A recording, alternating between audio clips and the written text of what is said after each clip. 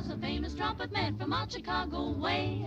He had a boogie style that no one else could play. He was the top man at his craft. How medicine But from the then his number 1920s came and up and 30s he was called changed for the World War draft. II. He's in the army now, The a medical blowing advances reveille. during the He's the 1920s and boogie 30s woogie had a bugle lasting ball impact company on the bee. They made experiences him blow a of bugle by American his Uncle soldiers during World War Sam. II It really due brought to him the down because he discovery of couldn't jam. The penicillin, captain the seemed to classifications of understand, different blood types, because the and the next day the discovery cap went out and slash drafted different a ways band, to and store now the plasma. company jumps These when he plays developments reveille. helped He's the shape how boogie the woogie U.S. bugle government ball managed company bee. A battlefield toot, injuries a and toot, a diseases. toot, a toot, blows it These into the improvements bar. in Boogie, medicine boogie allowed rhythm, for the he can't rapid blow a note treatment of unless the bass infections, guitar is better playing blood rhythm. transfusions, and the preventions of He makes the diseases in a company jump combat when he zone. plays reveille. He's Before the boogie plasma woogie and bugle boy penicillin, of Company soldiers B. during World War He I was mostly a died for what we boogie would woogie call bugle boy of minor Company injuries B. or infections.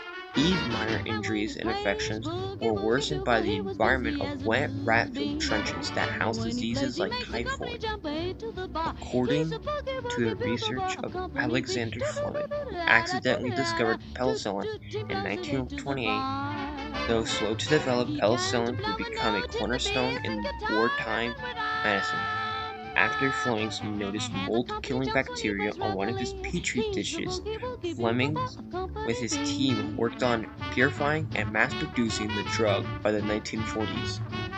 Meanwhile, Carl Landstein's discovery of different blood types in 1901 and Charles Drew's blood plasma storage directly helped blood transfusions become more viable in a combat zone, improving survival rates of Allied troops that might have otherwise resulted in amputation or even death.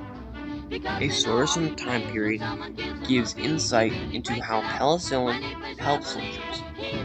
The poster, shown to my right, shows a soldier who was saved by penicillin, relaxed, recovering in bed, smoking, reading a magazine or book, and smiling at you. Alexander Fleming himself explained in his 1945 Nobel lecture that while both bacteriologists, it was his work that proved practical application.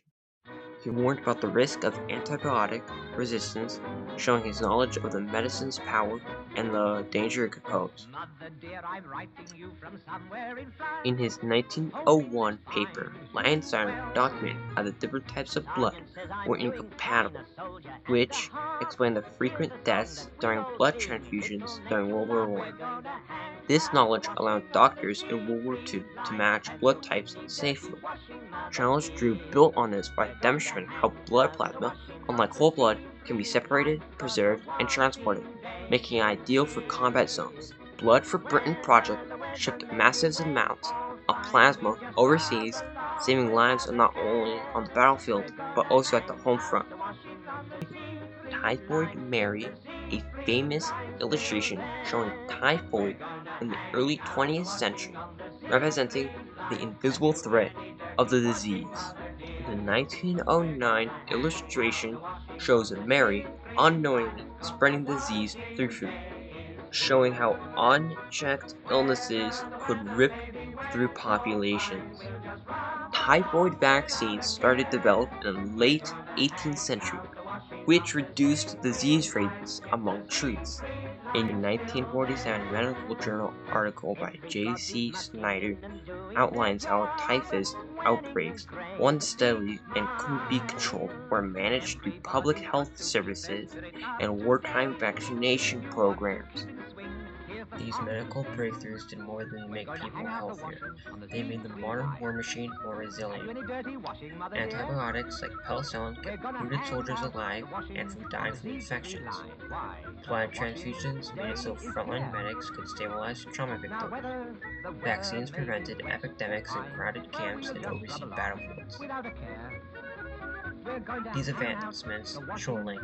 Without the foundation laid during the interwar years, the human cost of World War II would have been far higher than it was.